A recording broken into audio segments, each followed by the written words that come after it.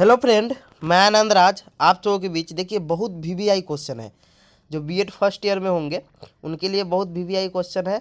शिक्षण को परिभाषित करते हुए उनकी विभिन्न अवस्थाओं को विस्तृत रूप से समझा। देखिए, यह बिहार यूनिवर्सिटी में 2019 में भी पूछा है तो 21 में आएगा।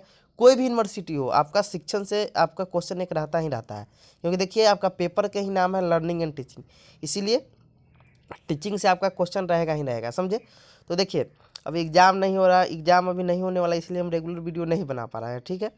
एग्ज़ाम अब सितंबर अक्टूबर तक का प्रमोट करने का कोई चांस ही नहीं है, समझे। एक प्रमोट वाला एक गलत फर्जी मैसेज भी आया था, समझे। वो यूजी से बोला कि नहीं, ये प्रमोट वाला आज के पेपर में भी दिया हुआ था, तो वो देख सकते हैं, समझे। तो प्रमोट आप लोग को नहीं करेगा, आप लोग को एग्ज़ाम होगा थोड़ा लेट सेट होगा, सितंबर अक्टूबर जब तक हो, जब कोरोना कमेगा तभी एग्ज़ाम होगा, समझे। तो देखिए स्टार्ट करते हैं। क्वेश्चन लिखा हुआ है कि शिक्षण को परिभाषित करते हुए इसकी विभिन्न अवस्थाओं को विस्तृत रूप से समझाएं। देखिए इंट्रोडक्शन में क्या लिखा है कि सामान्य भाषा में शिक्षण वह प्रक्रिया है जो सीखने सिखाने के उद्देश्य से शिक्षक द्वारा विद्यालय में संपन्न की जाती है, उसे शिक्षण कहते हैं। देखिए शिक्षण मतलब टीचिंग, मतलब पढ़ाने, मतलब पढ़ाना है, मतलब बोल सकते हैं। सामान्य भाषा में टीचिंग यानी शिक्षण को हम पढ़ाना बोल सकते हैं कि हम कोई बच्चा को पढ़ाते हैं। वही क्या है कि नॉर्मल भाषा में, मतलब गांव देहात के भाषा में उसी को हम लोग क्या कहते हैं, शिक्षण कहते हैं। तो वही कह रहा है कि सामान्य भाषा में शिक्षण वह प्रक्रिया है जो सीखने सिखाने के उद्देश्य से, मतलब सीखने सिखाने के उद्देश्य से, समझे, उद्देश्य से शिक्षक द्वारा विद्यालय में संपन्न की जाती है, उसे शिक्षण कहते हैं। देखिए आपको भी शिक्षण का अनुभव प्राप्त होगा, लेकिन आप लोग को मतलब क्या बोलते हैं, आप लोग भी क्या मतलब शिक्षण कराए होंगे कैसे, तो पूछिए तो बताते हैं। जैसे मान लीजिए आप छोटा बच्चा को पढ़ा रहे हैं, जो आपके घर में छोटा बच्चा भतीजा हो या मतलब भाई हो, जो भी हो, जो आपसे छोटे, उसको आप पढ़ा रहे हैं, वो भी तो एक तरह से शिक्षण ही है, समझे। तो शिक्षण का मतलब है कि बच्चों में, मतलब कोई चीज़ के उद्देश्य की प्राप्ति के लिए जो हम पढ़ाते हैं वही क्या होता है, शिक्षण होता है, समझे। फिर लिखा है, हम जानते हैं कि वर्तमान समय की शिक्षा प्रणाली बाल केंद्रित शिक्षा प्रणाली है। अतः शिक्षण एक ऐसी प्रक्रिया है जिसमें जब एक अनुभवी व्यक्ति को जानकारी, ज्ञान या अनुभव प्रदान करता है तो उसे शिक्षण कहते हैं। देखिए सिंपल समझिए कि देखिए आप ही जब स्कूल में जाते हैं तो देखते होंगे आपसे जो टीचर होंगे आपसे ज़्यादा अनुभवी होते हैं, आप कम अनुभवी होते हैं। तो कहाँ कहने का मतलब है कि शिक्षण एक वैसी प्रक्रिया है जिसमें एक अनुभवी व्यक्ति मतलब एक शिक्षक कम अनुभवी व्यक्ति यानी छात्र को जानकारी, ज्ञान या अनुभव प्रदान करता है, उसी को क्या कहते हैं हम लोग, शिक्षण कहते हैं, समझे। इस कार्य के लिए शिक्षण विधिया का इस कार्य के लिए शिक्षण विधिया का शिक्षण सूत्रों का, शिक्षण सहायक सामग्रियों का आदि का प्रयोग करता है। मैंने आपको जब शिक्षण होता है देखिएगा उसमें शिक्षण विधि, टीचिंग मेथड होता था, बहुत प्रकार का शिक्षण सूत्र होता है, शिक्षण सहायक सामग्री होता है, टीएलएम जिसे बोलते हैं, आदि का प्रयोग किया जाता है। फिर लिखा हुआ है, जॉन एडवर्स के अनुसार प्राचीन काल में शिक्षण ध्रुवीय प्रक्रिया था, यानी बाइपोलर एजुकेशन, मतलब बाइपोलर प्रक्रिया था, प्रोसेस था, समझे। मतलब जॉन एडवर्स पूछता है कि शिक्षण ध्रुवीय प्रक्रिया कौन कहा है, तो जॉन एडवर्स, याद रखिएगा। यानी उस समय क्या छात्र और शिक्षक थे, पाठ्यक्रम नहीं थे। पहले क्या था कि देखिए गुरुकुल में जो शिक्षा दी जाती थी तो उसमें क्या था कि कोई पाठ्यक्रम नहीं था, सोचे शिक्षा दिया जा रहा है, समझे। अभी अभी वर्तमान समय की जो शिक्षा प्रणाली हुआ बाल केंद्रित शिक्षा प्रणाली, उसमें पाठ्यक्रम यानी त्रिध्रुवीय प्रक्रिया आगे बताएंगे, समझे। तो ये कह रहा है कि जॉन एडवर्स के अनुसार प्राचीन काल में शिक्षण त्रिध्रुवीय प्रक्रिया थी जिसमें छात्र एवं शिक्षक होते थे, जो गुरुकुल आदि में शिक्षा दी जाती थी। लेकिन वर्तमान समय की बाल केंद्रित शिक्षा प्रणाली में शिक्षण त्रिध्रुवीय प्रक्रिया है, जॉन डीवी के अनुसार। पूछेगा कि शिक्षण त्रिध्रुवीय प्रक्रिया है किसके अनुसार, तो जॉन डीवी के अनुसार, जिसमें क्या है कि देखिए अध्यापक, देखिए यहाँ पर एक चीज़ बताते हैं। देखिए यहाँ पर अध्यापक, छात्र और पाठ्यक्रम, याद रखिएगा। त्रिध्रुवीय प्रक्रिया में 3 चीज़ होता है, छात्र, अध्यापक और पाठ्यक्रम, या पाठ्य वस्तु भी लिखा होगा। अब देखते हैं शिक्षण का अर्थ एवं परिभाषा। ठीक है, लिखा है शिक्षण अंग्रेजी भाषा के टीचिंग शब्द का हिंदी रूपांतरण है। शिक्षण शब्द की उत्पत्ति संस्कृत भाषा के शिक्ष धातु से हुआ है, जिसका अर्थ होता है सीखने सिखाने की क्रिया से होता है, समझे। देखिए यहाँ पर शाब्दिक अर्थ भी लिख सकते हैं शिक्षण का, समझे। जैसे यहाँ संकुचित अर्थ यहाँ पर लिखा है ना, यहाँ पर आप लिख सकते हैं शिक्षण का शाब्दिक अर्थ, समझे। ये शाब्दिक अर्थ हो गया, शाब्दिक अर्थ लिख सकते हैं, शिक्षण का शाब्दिक अर्थ, समझे। यहाँ पर लिख सकते हैं शिक्षण का, यहाँ पर आप लिख दीजिएगा शिक्षण का शाब्दिक अर्थ, समझे। तो ये हो गया आपका। अब देखते हैं शिक्षण, ये तो हो गया, ये तो हो गया, हाँ।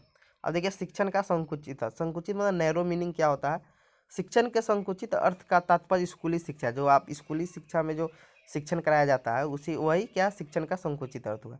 शिक्षण का संकुचित अर्थ का तात्पर्य स्कूली शिक्षा से है, जिसमें अध्यापक द्वारा एक निश्चित समय में एक निश्चित मतलब वातावरण में कक्षा में शिक्षण कराया जाता है, समझे। तो संकुचित अर्थ मतलब जो स्कूल में जो शिक्षण कराया जाता है उसे शिक्षण का संकुचित अर्थ कहते हैं। शिक्षण का व्यापक अर्थ, शिक्षण के व्यापक अर्थ में वह सब सम्मिलित किया जाता है जो मनुष्य अपने संपूर्ण जीवन में सीखता है। देखिए, मान लीजिए आपके भाई सिखा रहे हैं, आप बस में जा रहे हैं, आप स्कूल में मतलब इसमें सब चीज़ सम्मिलित किया, मतलब औपचारिक तथा अनौपचारिक। मैंने संकुचित अर्थ में शिक्षण क्या हुआ, औपचारिक माध्यम में सीखना, और जो शिक्षण का व्यापक अर्थ में हुआ कि औपचारिक और अनौपचारिक दोनों माध्यम में, समझे। तो जैसे आप घर पर कोई आपको पढ़ा दिया, मतलब ये सब चीज़ हुआ जिसका कोई टाइम टेबल फिक्स नहीं है। तो शिक्षण के व्यापक अर्थ में वह सब सम्मिलित किया जाता है जो मनुष्य अपने संपूर्ण जीवन में सीखता है। शिक्षण के व्यापक अर्थ में बालक औपचारिक एवं अनौपचारिक दोनों प्रकार के साधनों के साधनों से जीवन भर सीखता है। फिर का विभिन्न शिक्षा शास्त्री एवं विद्वानों ने अपने तर्क एवं चिंतन के आधार पर शिक्षण की निम्नलिखित परिभाषा दी है। पहला है गेज के अनुसार। गेज बोल रहे हैं कि शिक्षण एक प्रकार का पारस्परिक प्रभाव है जिसका उद्देश्य दूसरे व्यक्ति के व्यवहारों में वांछित परिवर्तन लाना है। देखिए, शिक्षण का मुख्य उद्देश्य क्या होता है, आपके व्यवहार में एक वांछित मतलब अच्छा परिवर्तन हो, समझे। मान लीजिए सिंपल समझिए कि जो आप अंगुली माल डाकू के बारे में जानते होंगे। देखिए, जब गौतम बुद्ध उनको शिक्षण मतलब पढ़ाए, शिक्षा दिए, तो क्या गया कि वो डाकू से क्या हुआ, क्या बहुत अच्छा मतलब डाकू छोड़ दिया और बहुत बड़ा क्या बना, एक विद्वान बना, समझे। तो वही कर रहा है कि शिक्षण एक प्रकार का पारस्परिक प्रभाव है जिसका उद्देश्य दूसरे व्यक्ति के व्यवहारों में वांछित परिवर्तन लाना है, मतलब एक अच्छा परिवर्तन लाना। मान लीजिए कोई बच्चा गाली उली देता है, उसको स्कूल में भेजा जाता है, जब अच्छा परिवर्तन तो गाली देना बंद कर देता है, समझे। ये सब परिवर्तन कर। दूसरा, स्मिथ के अनुसार शिक्षण उद्देश्य केंद्रित क्रिया है। मतलब देखिए, शिक्षण का एक उद्देश्य होता है कि आप पढ़ा रहे हैं, उसका क्या उद्देश्य है, समझे। तो वही है शिक्षण उद्देश्य केंद्रित क्रिया है। तीसरा है हफ तथा डंकन के अनुसार शिक्षण 4 चरणों यानी 4 चरणों वाली एक प्रक्रिया है। योजना, निर्देशन, मापन एवं मूल्यांकन। मतलब 4 चरण उसमें कौन है, योजना। पहले प्लानिंग बनाते हैं, फिर निर्देशन मतलब पढ़ाते हैं कि कैसे पढ़ना है, फिर उसका मापन करते हैं, मापन कोई कमी रह गया होगा उसको फिर सुधारते हैं, फिर लास्ट में मूल्यांकन करते हैं। तो हम्फ तथा डंकन के अनुसार शिक्षण 4 चरणों वाली एक प्रक्रिया है। कौन कौन, योजना, निर्देशन, मापन एवं मूल्यांकन। अब देखते हैं रियांस के अनुसार दूसरों को सिखाने, दिशा निर्देश देने तथा उन्हें निर्देशित करने की प्रक्रिया ही शिक्षण। देखिए, सब डिफिनेशन आपको सेम ही लगता होगा, लेकिन कुछ का लैंग्वेज चेंज है।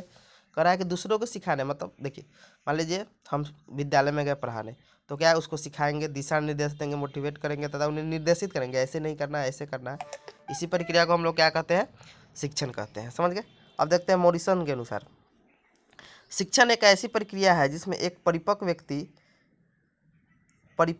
एवं कम परिपक्व व्यक्ति के बीच घनिष्ठ संबंध है, जिसमें अधिक परिपक्व व्यक्ति कम परिपक्व व्यक्ति को शिक्षित करता है। वही डिफिनीशन सेम है कि मतलब या एक परिपक्व व्यक्ति कहने का मतलब क्या हुआ, शिक्षक, और कम परिपक्व व्यक्ति मतलब छात्र के बीच घनिष्ठ संबंध होता है। मतलब उस शिक्षक छात्र से क्वेश्चन पूछता है, छात्र शिक्षक से पूछता है, और इस जिसमें अधिक परिपक्व व्यक्ति कम परिपक्व व्यक्ति को क्या करता है, शिक्षित करता है। अब देखते हैं थाइन के अनुसार अधिगम में वृद्धि करना ही शिक्षण है। मतलब आप में सीखने की मतलब गति को वृद्धि करना ही, मतलब अधिगम में वृद्धि करना ही शिक्षण कराता है थाइन के अनुसार। आइए देखते हैं शिक्षण के प्रकृति एवं विशेषता। देखिए, शिक्षण की प्रकृति विशेषता बोले यही चीज लिखिएगा, समझे। शिक्षण की प्रकृति एवं विशेषता निम्नलिखित है। पहला है कि शिक्षण एक उद्देश्यपूर्ण प्रक्रिया, मतलब कोई आप टीचिंग कराइएगा उसका कोई ना कोई उद्देश्य जरूर रहेगा, समझे। दूसरा है शिक्षण एक तार्किक प्रक्रिया, मतलब एक तार्किक क्रम में हम लोग क्या करते हैं, एक शिक्षण करते हैं, समझे। तीसरा है शिक्षण एक सामाजिक तथा व्यवहारिक प्रक्रिया, मतलब एक सोशल एवं वोकेशनल मतलब व्यवसायिक प्रक्रिया है शिक्षण, टीचिंग। फिर यह शिक्षण एक निर्देशन की प्रक्रिया, मतलब निर्देश देते हैं, टीचिंग कराते हैं। तो फिर शिक्षा त्रिविध प्रक्रिया, छात्र, शिक्षक और पाठ्यक्रम शामिल होता है वर्तमान समय में। फिर आपका छठा है कि शिक्षण औपचारिक तथा अनौपचारिक प्रक्रिया, मतलब औपचारिक माध्यम में सीखा जाता है, अनौपचारिक माध्यम मतलब स्कूल में सीख सकते हैं, शिक्षण करा सकते हैं, आप घर विद्यालय कहूँ पे करा सकते हैं, आप बस उस कुछ में, समझे। फिर लिखा है शिक्षण बालक के व्यवहार में परिवर्तन करने की प्रक्रिया। देखिए, शिक्षण कराइएगा तो आपको बालक के व्यवहार में परिवर्तन ऑटोमेटिक आएगा, समझे। पहले बालक गाली दे रहा था, उसको अच्छा से पढ़ाइएगा तो वो गाली नहीं देगा। फिर है आपका शिक्षण आमने सामने की प्रक्रिया है। देखिए, आमने सामने कहने का मतलब है कि छात्र और शिक्षक आमने सामने का कोई पढ़ा सकते हैं। आप अब आप कोई दीवार के वो साइड है, ये साइड कहाँ से पढ़ा पाइएगा, मतलब समझे। तो शिक्षण क्या है, अब वीडियो कॉलिंग पर भी पढ़ाई होता था, आमने सामने आदमी रहता तब ना पढ़ पाता है। तो ये कह रहा है शिक्षण आमने सामने की प्रक्रिया है। फिर है शिक्षण कला में विज्ञान है, मतलब शिक्षण कराना भी एक तरह का कला है, कला रहेगा तभी आप अच्छा से शिक्षण करा पाएगा। और विज्ञान भी है, आप में अच्छा से पढ़ाने का स्किल होना चाहिए, समझे, शिक्षण विधि होना चाहिए, समझे, ये सब चीज़ें। शिक्षण एक भाषाई प्रक्रिया है, बिना भाषा का भाषाई पढ़ के आप नहीं पढ़ा सकते, शिक्षण नहीं करा सकते। मान लीजिए किसी को हिंदी भाषा आता है, आप इंग्लिश में लेक्चर देने तो सीखवे नहीं करेगा, शिक्षण अच्छा होवे नहीं करेगा, तब ने। तो शिक्षण एक भाषाई प्रक्रिया। फिर है शिक्षण एक विकास की प्रक्रिया है। फिर लिखा है शिक्षण एक विकास की प्रक्रिया में शिक्षण से विकास होता है। फिर यह शिक्षण एक अंतःक्रिया है, मतलब छात्र शिक्षा के भी अंतःक्रिया होता है, समझे।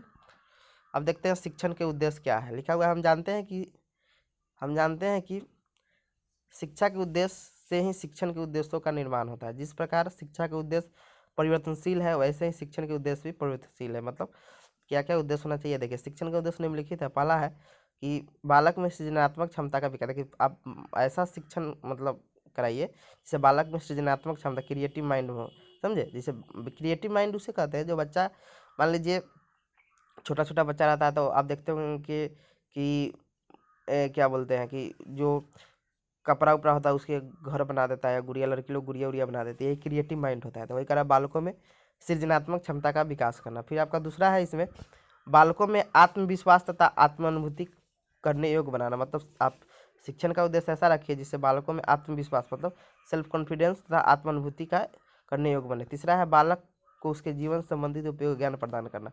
तो शिक्षण का उद्देश्य ऐसा ना दीजिए बालक उसका उपयोग जीवन संबंधित उपयोगी ज्ञान प्राप्त कर सके। फिर आपका चौथा है बालक के मानसिक क्षमता का विकास करना, कि बौद्धिक मानसिक दोनों लिख सकते हैं, बौद्धिक एवं मानसिक विकास क्षमता का विकास करना।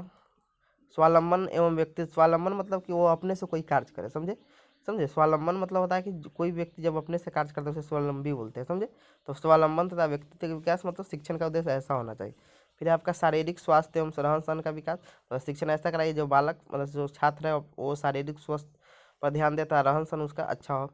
फिर आपका है बच्चों में वातावरण के प्रति समायोजन की क्षमता का विकास। मान लीजिए वातावरण की मतलब जैसा भी वातावरण रख लीजिए वो मतलब वहाँ पर ढल सकता है, समझे। तो ऐसा विकास करनी है टीचिंग का, समझे।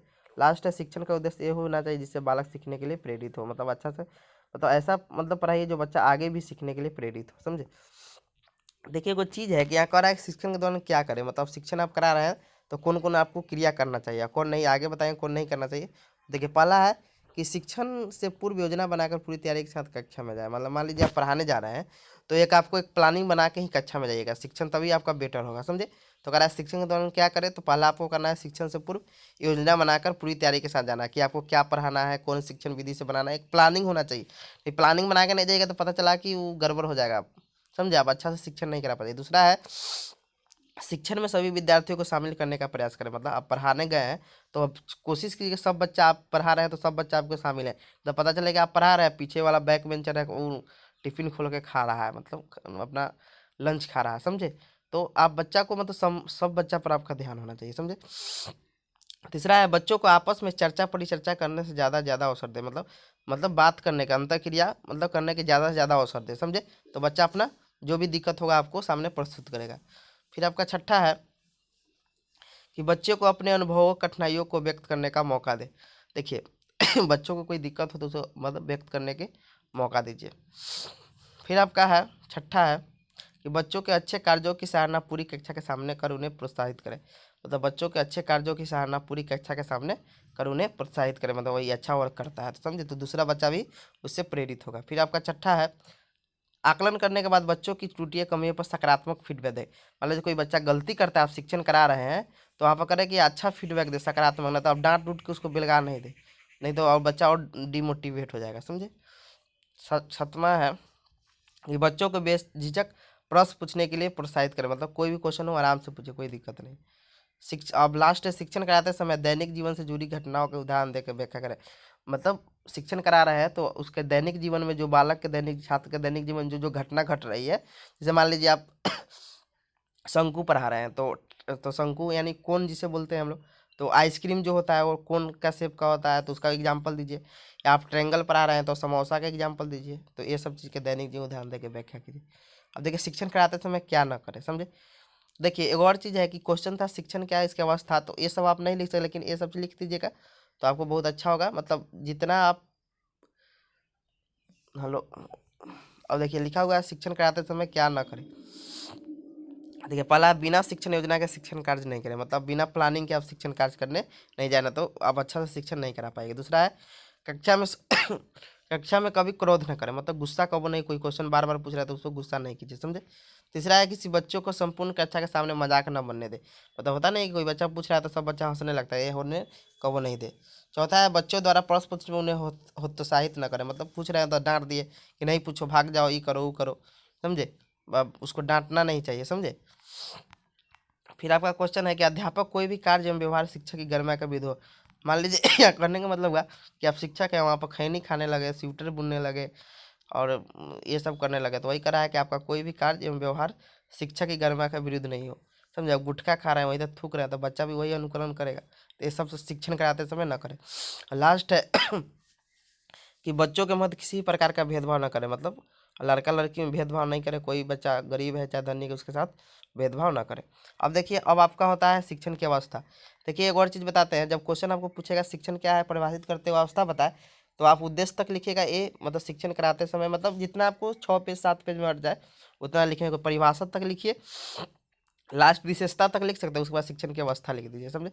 अब उद्देश्य शिक्षण क्या है, इसे शिक्षण की अवधारणा क्या है, विस्तृत वर्णन करें तो आप ये सब लिख सकते हैं, समझे। शॉर्ट में लिख दीजिएगा, आपका पेज भी भर जाएगा।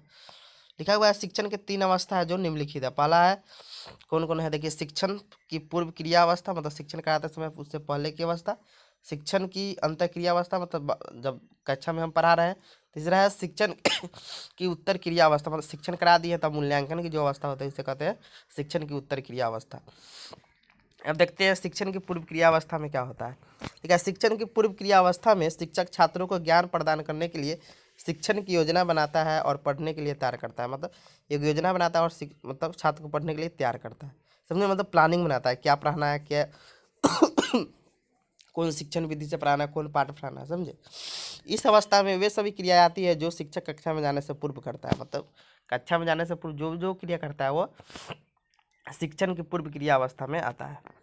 फिर लिखा है, शिक्षण की पूर्व क्रिया अवस्था को शिक्षण नियोजन अवस्था कहते हैं। इसमें हम लोग प्लानिंग बनाते हैं, यानी टीचिंग प्लानिंग फेज कहते हैं, इसको क्या बोलते हैं, टीचिंग प्लानिंग फेज कहते हैं। शिक्षण की पूर्व क्रिया अवस्था को क्या कहते हैं, शिक्षण नियोजन अवस्था, teaching learning sorry teaching planning phase कहते हैं, समझे।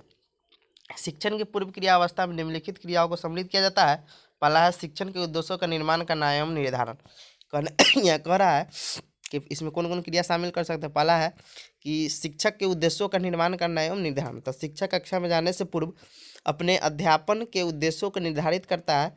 शिक्षक अपना शिक्षण उद्देश्य छात्रों के पूर्व ज्ञान, व्यवहार, अनुभव, कक्षा स्तर, आयु, मानसिक योग्यता आदि के आधार पर बनना, मतलब जो भी आपका शिक्षण उद्देश्य वो बनाएगा ना, वो छात्रों के पूर्व ज्ञान मतलब प्रीवियस नॉलेज, उसके व्यवहार कैसा है, मतलब जैसा अनुभव के आधार पर, कक्षा कौन कक्षा का बनाना है, मान लीजिए 5वां है तो 5वां कक्षा का बनाएगा, स्तर उसका लेवल कितना है, आयु मतलब एज कितना है, मानसिक योग्यता के आधार पर बनाता है। दूसरा है पाठ वस्तु का चयन, मतलब जो शिक्षण से पूर्व क्रिया अवस्था होता है उसमें पहला था कि आपका शिक्षण उद्देश्यों का निर्धारण करना, दूसरा है पाठ वस्तु का चयन। लिखा है, जब शिक्षक शिक्षण उद्देश्यों को निर्धारित कर लेता है तो वह निर्धारित उद्देश्यों के अनुसार पाठ सामग्री या पाठ वस्तु का चयन करता है कि हमको क्या पढ़ाना है। शिक्षक पाठ वस्तु के चयन के समय वह कक्षा कौन कक्षा का है करना, भाषा के साथ साथ छात्रों के स्तर आदि का ध्यान आता है, मतलब मान लीजिए आप 5वां क्लास के हैं तो आप छठा का तो नहीं, मतलब पाठ वस्तु का चयन कर लीजिएगा। और भाषा कि बच्चा किस भाषा में ज़्यादा कंफर्टेबल होगा, समझे। तीसरा है आपका शिक्षण युक्तियों का चुनाव करना। शिक्षण को कक्षा में जाने से पहले इस बात का निर्णय कर लेना चाहिए कि पाठ वस्तु को किन किन शिक्षण बिंदुओं को स्पष्ट करने के लिए शिक्षण के समय कौन सी शिक्षण विधियों प्रविधियों का प्रयोग करना है, मतलब हमको कौन कौन विधि प्रविधि से पढ़ाना है।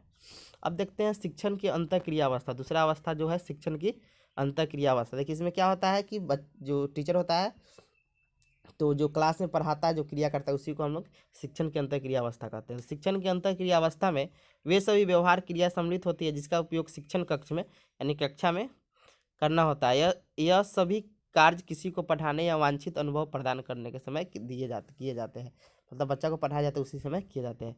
इस अवस्था में शिक्षक और छात्र आमने सामने रहते हैं, मतलब इस अवस्था में क्या है तो पढ़ाते रहता है, आमने सामने रहते हैं और शिक्षक पाठ के विभिन्न भागों का वर्णन करते हुए प्रश्न पूछते हैं और उत्तर देते हैं, मतलब पढ़ाते हैं और प्रश्न पूछते हैं उत्तर देते हैं। शिक्षण की अंतःक्रिया अवस्था में शिक्षक द्वारा कक्षा के अंतर्गत की जाने वाली प्रमुख क्रिया निम्नलिखित है। पहला है कक्षा के आकार की अनुभूति। लिखा है शिक्षक जैसे ही कक्षा में प्रवेश करता है तो वह कक्षा में बैठे हुए छात्रों पर एक सरसरी मतलब एक सर से मतलब सबको नज़र एक नज़र में सबको देख ले, सरसरी मतलब एक नज़र निगाह से नज़र डालता है, जिससे उसे पता चल जाता है कि कक्षा में अच्छे एवं कमज़ोर छात्र कहाँ कहाँ बैठे हैं। इस प्रकार वह कक्षा में भौतिक नियोजन कर लेता है, मतलब जो कमज़ोर बालक रहेगा उसको आगे बैठाएगा, समझे, मतलब ये सब चीज़ करता है। दूसरा है अधिगमकर्ता का निदान। इसमें शिक्षक अधिगमकर्ता यानी छात्र के समस्याओं से अवगत होता है, मतलब क्या क्या समस्या है उससे अवगत होता है, पूछता है कि क्या मतलब क्या है कि इसमें रुचि क्या है, ये सब। तीसरा है इसमें शिक्षा तथा क्रिया तथा प्रतिक्रिया लिखा है। शिक्षण में इसका संबंध उन क्रियाओं तथा प्रतिक्रियाओं से होता है जो कक्षा में शिक्षक और छात्रों के मध्य चलती है। अर्थात जब शिक्षक कुछ क्रिया करता है तो विद्यार्थी उसके प्रति प्रतिक्रिया देता, मतलब क्वेश्चन पूछा टीचर तो विद्यार्थी उसके प्रति आंसर दिया, अथवा जब विद्यार्थी कुछ क्रिया करते हैं तो शिक्षक उसके प्रति प्रतिक्रिया करते। इस प्रकार शिक्षण की अंतर प्रक्रिया चलती रहती है, मतलब एक मतलब टीचर और स्टूडेंट के बीच एक मतलब अंतर क्रिया चलता रहता है। वो क्वेश्चन टीचर पूछता है स्टूडेंट से, स्टूडेंट पूछता है टीचर से, समझे। चौथा इसमें है शिक्षण युक्तियों का विस्तार। लिखा है कि शिक्षक कक्षा में छात्रों को नया ज्ञान देने के लिए विभिन्न प्रकार के शिक्षण युक्तियों का प्रयोग करता है। मतलब जब अंतर क्रिया जब होता है ना शिक्षण के अंतर क्रिया अवस्था में, तो इसमें क्या करता है कि शिक्षक कक्षा में छात्रों को नया ज्ञान देने के लिए विभिन्न प्रकार के शिक्षण युक्तियों का प्रयोग करता है। आप देखते हैं शिक्षण की उत्तर क्रिया अवस्था। देखिए उत्तर क्रिया अवस्था में तो मेन होता है कि आप पढ़ा दिए हैं, शिक्षण करा दिए, तो उसका मूल्यांकन करना कि बच्चा क्या क्या सीखा है। लिखा है शिक्षण की उत्तर क्रिया अवस्था वैसी अवस्था है जिसमें शिक्षक अपना शिक्षण कार्य समाप्त कर लेता है तथा वह जानना चाहता है कि जो कुछ उसने पढ़ाया है एक दो बार लिखा गया है, इसको एक बार कर लीजिएगा। इसको जो कुछ उसने पढ़ाया है उसका प्रभाव छात्रों पर क्या हुआ है, छात्रों में कौन कौन से व्यवहार में परिवर्तन आया। जो पढ़ाया उसको आकलन के लिए मूल्यांकन के लिए ये शिक्षण की उत्तर क्रिया अवस्था है, समझे। मुख्यतः यह अवस्था छात्रों के मूल्यांकन से संबंधित है। इस अवस्था में निम्न क्रिया शामिल होती है, मतलब यह अवस्था मूल्यांकन छात्रों के मूल्यांकन से संबंधित है। ठीक है, पहला है मूल्यांकन की उपयुक्त विधियों का चयन, मतलब आप कौन कौन विधि जैसे क्वेश्चन पूछेगा, समझे। वही करा है कि शिक्षक जो पाठ का शिक्षण करवाया है उसकी समाप्ति के बाद शिक्षक यह जानना चाहता है कि छात्र को कितना जानकारी हो, उसके लिए वह परीक्षण विधियों का चयन करता है और मूल्यांकन करता है, मतलब कोई क्वेश्चन पूछता होगा, समझे। दूसरा है प्राप्त परिणामों से शिक्षण नीतियों में परिवर्तन। मान लीजिए आप मूल्यांकन कर दिए हैं तो कोई कमी रह गया, आप अच्छा से नहीं पढ़ा पाए, सब बच्चा नहीं समझाता, आप में कमी है, समझे। तो वही कह रहा है मूल्यांकन के द्वारा शिक्षक को अप अपने शिक्षण की कमियों तथा सीमाओं का ज्ञान प्राप्त हो जाता है। शिक्षण मूल्यांकन से जानकारी प्राप्त कर अपने शिक्षण की नीतियों योजनाओं तथा परिविधियों आदि में सुधार करके और अधिक प्रभावशाली बनाने की कोशिश करता है। और उसमें जो कमी रह गया कि बच्चा क्यों नहीं समझा, तो हमारे में कमी है, तो वो क्या करता है अपना शिक्षण विधि का बदलता है, समझे, जिससे शिक्षण क्या होता है और अधिक प्रभावशाली होता है। फिर निष्कर्ष लिखा हुआ है कि उपरोक्त विवरण से यह स्पष्ट होता है कि वर्तमान समय के बाल केंद्रित शिक्षा प्रणाली में शिक्षण का महत्वपूर्ण योगदान है। हम जानते हैं कि बिना शिक्षण के कोई भी विद्यार्थी अपने लक्ष्य को प्राप्त नहीं कर सकता है, समझे। तो ये आपका हो गया, थोड़ा और भी आप निष्कर्ष लिख सकते हैं। तो आपका ये खत्म हो गया, लेकिन शिक्षण से रिलेटेड आपका ये आपका कंप्लीट हो गया। कोई भी आपका यूनिवर्सिटी हो शिक्षण से एक क्वेश्चन रहेगा, समझे। तो थैंक यू।